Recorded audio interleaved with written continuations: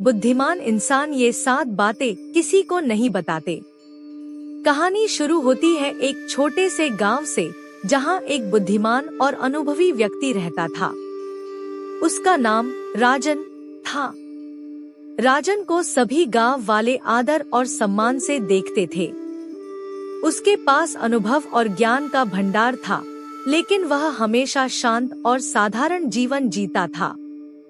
गांव के लोग अक्सर उसकी सलाह लेने आते और उसकी बातें सुनकर उनका जीवन बेहतर हो जाता। लेकिन एक बात जो सबको हैरान करती थी, वो यह थी कि राजन बहुत सी बातें अपने तक ही रखता था। लोग सोचते थे कि क्यों वह अपनी पूरी जानकारी साझा नहीं करता। एक दिन गांव के कुछ युवा राजन के पास आए और बोले, आप हमसे इतनी बातें साझा करते हो, लेकिन हम जानते हैं कि आपके पास और भी गहरा ज्ञान है। क्या आप हमें बता सकते हैं कि ऐसी कौन सी बातें हैं जो आप किसी से साझा नहीं करते? राजन मुस्कुराया और बोला, हर इंसान को जीवन में कुछ बातें अपने तक ही रखनी चाहिए। ये बातें अगर हम सभी से साझा करें, तो शायद वे हमें कमजोर बना दें। मैं तुम्हें आज ऐसी 7 बातें बताऊंगा जो एक बुद्धिमान व्यक्ति कभी किसी को नहीं बताता। 1. अपने संघर्ष। राजन ने समझाया, हर व्यक्ति जीवन में संघर्ष करता है, लेकिन एक बुद्धिमान व्यक्ति अपने संघर्षों की कहानी हर किसी से साझा नहीं करता। अपने संघर्षों को गुप्त रखना उसे अंदर से मजबूत बनाता है। दुनिया को तुम्हारी सफलता दिखनी चाहिए, न कि तुम्हारे संघर्षों की गहराई। 2. अपनी कमजोरियां। राजन ने कहा, किसी को अपनी कमजोरियों के बारे में बताना तुम्हें और भी कमजोर बना सकता है। हर कोई तुम्हारी अच्छाइयों की प्रशंसा करेगा, लेकिन कुछ लोग तुम्हारी कमजोरियों का फायदा उठा सकते हैं। इसलिए अपनी कमजोरियों को छिपा कर रखना बेहतर होता है। 3. अपने भविष्य की योजनाएं। राजन ने तीसरा राज बताया, जब तक तुम्हारे सपने और योजनाएं हकीकत न बन जाएं, उन्हें किसी से साझा मत करो। कई बार लोग तुम्हारी योजनाओं पर हंसी उड़ाएंगे या तुम्हें हतोत्साहित करेंगे। जब समय आएगा, तुम्हारी उपलब्धि ही तुम्हारी योजना का परिणाम बताएगी। 4. अपने दान और अच्छाइयाँ। अगर तुम किसी की मदद करते हो या किसी को दान देते हो, तो उसे गुप्त रखना चाहिए। एक सच्चे बुद्धिमान व्यक्ति को अपनी अच्छाइयों का ढिंढोरा नहीं पीटना चाहिए। असली दान वही है जो गुप्त रूप से किया जाए। 5. अपने निजी जीवन के मुद्दे। राजन ने 5वीं बात कही, तुम्हारे व्यक्तिगत रिश्ते, परिवार के मुद्दे या व्यक्तिगत समस्याएं तुम्हारे तक ही सीमित होनी चाहिए। जब हम अपने निजी जीवन के मुद्दे दूसरों के सामने रखते हैं, तो यह हमें कमजोर और असुरक्षित बना देता है। 6. अपने लक्ष्य तक पहुंचने के तरीके। राजन ने कहा, अगर तुम्हारे पास कोई अनोखा तरीका है जिससे तुम अपने लक्ष्य तक पहुंचते हो, तो उसे गुप्त रखना चाहिए। हर किसी को अपने रास्ते पर चलने दो। तुम्हारा रास्ता तुम्हारे लिए सही हो सकता है, लेकिन यह जरूरी नहीं कि वह सबके लिए सही हो। 7. अपनी आय और संपत्ति। आखिरी बात राजन ने यह बताई, अपनी आय और संपत्ति की जानकारी किसी से साझा मत करो। इससे जलन और ईर्ष्या पैदा हो सकती है और लोग तुम्हारे बारे में अलग अलग धारणाएं बना सकते हैं। यह बात व्यक्तिगत और सामाजिक सुरक्षा के लिए भी जरूरी है। राजन की ये बातें सुनकर युवाओं के मन में एक नई रोशनी जग गई। उन्होंने समझा कि बुद्धिमत्ता सिर्फ ज्ञान में नहीं, बल्कि उस ज्ञान का सही उपयोग करने में है। जीवन में कुछ बातें ऐसी होती हैं जिन्हें साझा करने से हम अपनी शक्ति खो सकते हैं। अंत में राजन ने कहा, एक बुद्धिमान व्यक्ति वही होता है जो जानता है कि कौन सी बातें कहनी है और कौन सी छुपानी। अपने विचार, अपनी योजनाएं और अपनी कमजोरियों का सही समय पर और सही लोगों के साथ साझा करना ही असली समझदारी है। युवाओं ने राजन का धन्यवाद किया और वादा किया कि वे इन बातों को अपने जीवन में अपनाएंगे। इस कहानी से हमें ये सीखने को मिलता है कि बुद्धिमानी सिर्फ जानकारी में नहीं, बल्कि उस जानकारी को कैसे और कब साझा किया जाए, इसमें है। कहानी आगे बढ़ती है। युवाओं ने राजन की बातें ध्यान से सुनी और गांव लौट गए, लेकिन उनमें से एक युवक, जिसका नाम अरुण था, राजन की बातों को लेकर सोच में डूबा रहा। उसे यह समझ तो आ गया था कि एक बुद्धिमान व्यक्ति क्या बातें किसी से साझा नहीं करता, लेकिन वह जानना चाहता था कि आखिर क्यों यह बातें छिपाना इतना महत्वपूर्ण है। आखिरकार, अगर हम पूरी तरह ईमानदार और खुले नहीं होंगे, तो क्या यह हमें स्वार्थी या असंवेदनशील नहीं बना देगा? अरुण ने तय किया कि वह इस बारे में और गहराई से समझेगा। अगले दिन वह फिर से राजन के पास गया और पूछा, आपने जो 7 बातें बताई है, वह तो मुझे समझ में आ गई, लेकिन क्या यह उचित है कि हम अपने संघर्ष, कमजोरियां और योजनाएं दूसरों से छिपाएं? क्या यह स्वार्थीपन नहीं है? राजन मुस्कुराया और बोला, बिल्कुल सही सवाल किया तुमने, अरुण। देखो, ये बातें छिपाने का मतलब यह नहीं है कि हम स्वार्थी या असंवेदनशील बन जाएं। इसका मतलब है कि हम विवेकपूर्ण बने। हर बात का एक समय और स्थान होता है, और कुछ बातें ऐसी होती हैं जिन्हें सही समय तक अपने पास रखना ही उचित होता है।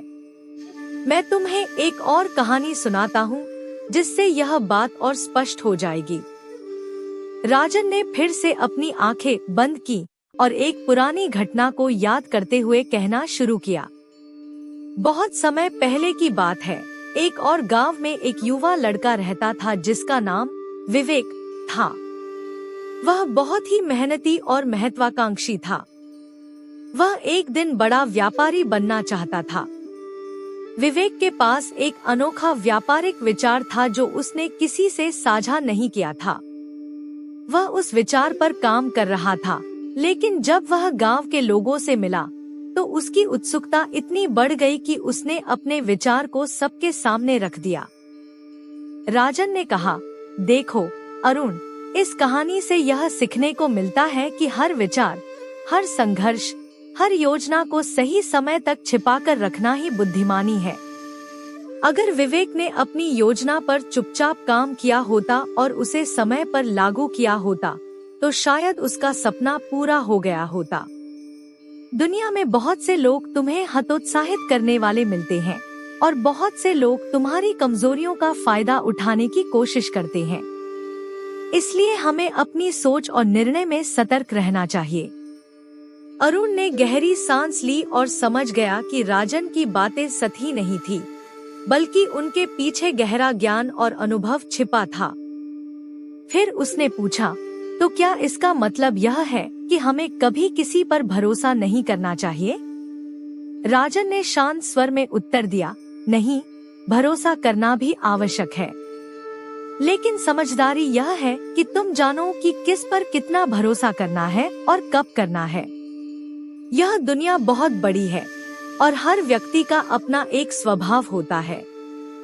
सभी लोग अच्छे होते हैं, लेकिन कुछ हालात ऐसे हो सकते हैं जब लोग तुम्हारे बारे में गलत निर्णय ले सकते हैं। इसीलिए बुद्धिमान व्यक्ति हमेशा अपने दिल की बातें सभी से नहीं करता। वह अपनी भावनाओं और विचारों को उन लोगों से साझा करता है जो वास्तव में उसके साथ खड़े रहेंगे, चाहे परिस्थिति कैसी भी हो। अंत में राजन ने अरुण को एक आखिरी सलाह दी, बुद्धिमत्ता केवल ज्ञान में नहीं होती, बल्कि उस ज्ञान का सही समय और सही परिस्थिति में प्रयोग करना ही असली बुद्धिमानी है। यह समझो कि कौन सी बातें तुम्हें अपने तक रखनी है और कौन सी बातें दूसरों के साथ साझा करनी है। अरुण ने विनम्रता से राजन को धन्यवाद दिया और यह ठान लिया कि वह अब से अपनी योजनाओं और जीवन के अन्य पहलुओं को सही तरीके से संभालेगा। उसके बाद अरुण गांव के बाकी युवाओं के पास गया और उनसे भी ये बातें साझा की। धीरे धीरे गांव के सभी लोग समझ गए कि जीवन में कुछ बातें अपने तक रखना ही बुद्धिमानी है। राजन के ज्ञान का प्रभाव पूरे गांव पर पड़ा और गांव के लोग समझदारी से अपना जीवन जीने लगे। इस कहानी से हम यह सीखते हैं कि जीवन में कभी कभी कुछ बातें छिपाना ही हमारी शक्ति को बनाए रखने का तरीका होता है। दुनिया को हमारी उपलब्धियां दिखनी चाहिए, न कि हमारे संघर्ष या कमजोरियां। बुद्धिमान व्यक्ति वह होता है जो यह जानता है कि कब बोलना है और कब चुप रहना है। अरुण की समझ बढ़ चुकी थी, लेकिन उसे अब भी एक बात परेशान कर रही थी। उसने सोचा, क्या अपनी भावनाओं को दबाना सही है? क्या यह हमें अंदर से कमजोर नहीं बना देगा? क्या हर समय अपनी भावनाओं को छिपाना हमारे मनोविज्ञान पर असर नहीं डालता? वह फिर से राजन के पास गया और उससे यही सवाल किया। राजन, जो अरुण की बेचैनी को देख सकता था, थोड़ी देर शांत रहा और फिर बोला, अरुण, यह एक महत्वपूर्ण सवाल है। तुम्हारी भावनाएं तुम्हारी पहचान का हिस्सा होती हैं और उन्हें पूरी तरह दबाना गलत है। लेकिन सवाल यह है कि कब और कैसे उन भावनाओं को व्यक्त किया जाए। इसका भी एक तरीका और समय होता है। राजन ने फिर एक और कहानी सुनानी शुरू की। एक समय की बात है, एक राजा था जिसे लोग उसके न्याय और बुद्धिमानी के लिए जानते थे। लेकिन उसके राज्य में एक ही समस्या थी, वह हर समय अपनी भावनाओं को व्यक्त कर देता था। अगर वह खुश होता तो पूरे राज्य में उत्सव मनाता और अगर दुखी होता तो सारा राज्य उसकी उदासी में डूब जाता। एक दिन उसके दरबार में एक समझदार संत आया। संत ने देखा कि राजा बहुत ही भावुक है और अपनी भावनाओं को नियंत्रण में नहीं रखता। संत ने राजा से कहा, हे राजन, भावनाएं अच्छी होती हैं, लेकिन अगर तुम हर समय उन्हें व्यक्त करोगे तो तुम्हारा राज्य अराजकता में बदल जाएगा। तुम्हारी भावनाएं सिर्फ तुम्हारी नहीं है, बल्कि उनका असर पूरे राज्य पर पड़ता है। राजा ने पूछा, तो मैं अपनी भावनाओं को कैसे नियंत्रित करूं? क्या मुझे उन्हें पूरी तरह से दबाना होगा? संत ने मुस्कुराते हुए उत्तर दिया, नहीं, लेकिन उन्हें सही समय पर व्यक्त करना सीखो। जैसे एक नहर का पानी नियंत्रित होता है, वैसे ही तुम्हारी भावनाओं को भी बहने दो, परंतु एक दिशा में। अगर पानी बेकाबू हो जाएगा तो बाढ़ आ जाएगी और नुकसान करेगा। इसी तरह भावनाओं को संतुलित रखना ही बुद्धिमानी है। राजा ने संत की बातें समझी और उसने अपने मन पर काबू पाने की कला सीखी। धीरे धीरे उसका राज्य समृद्ध और शांतिपूर्ण हो गया। राजा ने सीखा कि अपनी भावनाओं को सही समय पर और सही तरीके से व्यक्त करना ही उसकी असली शक्ति है। राजन ने कहानी समाप्त की और अरुण की ओर देखा। तुम्हारा सवाल सही है, अरुण। हमें अपनी भावनाओं को पूरी तरह से दबाने की जरूरत नहीं है, लेकिन हमें उन्हें सही ढंग से प्रकट करने का तरीका सीखना चाहिए। अगर तुम हर समय अपनी भावनाओं को व्यक्त करते रहोगे तो लोग तुम्हें समझ नहीं पाएंगे और तुम्हारे निर्णयों पर संदेह करेंगे। लेकिन अगर तुम सही समय और सही व्यक्ति के साथ अपनी भावनाओं को साझा करोगे तो यह तुम्हें और भी मजबूत बनाएगा। अरुण ने यह बात गहराई से समझी और उसे एहसास हुआ कि भावनाओं को छिपाना या दबाना आवश्यक नहीं है, बल्कि उन्हें नियंत्रित करना और सही समय पर व्यक्त करना ही असली बुद्धिमानी है। लेकिन अब अरुण को एक और जिज्ञासा थी। उसने सोचा, अगर मैं अपनी भावनाओं और कमजोरियों को छिपा सकता हूँ, तो क्या मैं दूसरों की मदद कर सकता हूँ? क्या मुझे दूसरों की मदद करते समय भी इस तरह सतर्क रहना चाहिए? वह फिर से राजन के पास गया और उससे पूछा, गुरुजी, अगर हमें दूसरों की मदद करनी हो तो क्या हमें उसी सावधानी से पेश आना चाहिए जैसे आप कह रहे हैं? राजन ने मुस्कुराते हुए उत्तर दिया, अरुण, मदद करना एक महान कार्य है, लेकिन इसके लिए भी विवेक की आवश्यकता होती है। देखो, यदि तुम बिना सोचे समझे किसी की मदद करोगे तो कई बार वह व्यक्ति उस मदद का सही उपयोग नहीं कर पाएगा। कभी कभी लोग तुम्हारी मदद को कमजोरी समझ लेते हैं, और उसका दुरुपयोग करते हैं। इसलिए एक बुद्धिमान व्यक्ति मदद करते समय भी यह देखता है कि उसकी मदद वास्तव में लाभकारी हो और उसे सही व्यक्ति तक पहुंचे। राजन ने फिर से एक उदाहरण दिया। एक बार एक किसान था जिसने अपने पूरे गांव की मदद की थी। उसने बिना सोचे समझे अपने अनाज का बड़ा हिस्सा बांट दिया ताकि लोग भूखे न रहें। परंतु कुछ लोगों ने उस अनाज को बर्बाद कर दिया और उसका सही उपयोग नहीं किया। इससे किसान का परिवार खुद भूखा रह गया और गांव का विकास रुक गया।